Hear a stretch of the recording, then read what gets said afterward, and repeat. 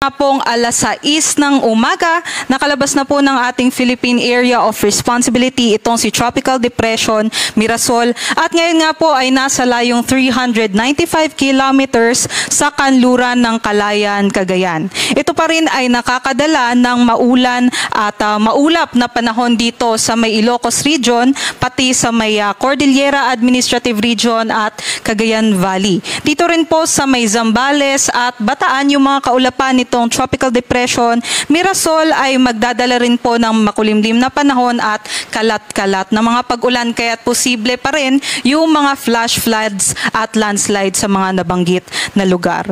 Ito namang ating southwest monsoon o yung habagat ay may slight po na enhancement or bahagyang pinapalakas ng Mirasol kaya't makakaapekto pa rin ito dito sa may southern Luzon area, particular na po sa may Mimaropa at dito rin po sa may Western Visayas.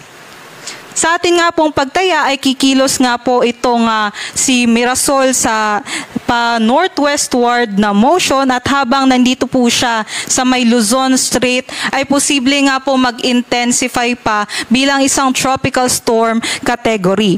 Bukas nga po ay malayo na po ito sa ating kalupaan kaya't mababawasan na din ang epekto nito sa ating southwest monsoon. Kaya't magkakaroon po tayo ng bahagyang improvement sa ating weather lalong-lalo na po sa may Northern Luzon at sa may Central Luzon area. Punta naman po tayo dito kay Tropical Depression Nando. Kahapon nga po, kagabi, 8 p.m. ay nakapasok na ito ng ating Philippine Area of Responsibility at ngayon ay nasa layong 1,325 kilometers sa silangan naman ng Central Luzon. Ngayon meron pa rin po itong mga hangin na aabot sa 55 kilometers per hour at bugso na aabot sa 70 kilometers per hour. Sa ngayon, kumikilos po ito pa northwest at mahina po yung kanyang pagkilos. Kaya't habang nandito po siya sa may Philippine Sea, ay expect po natin na mas lalakas pa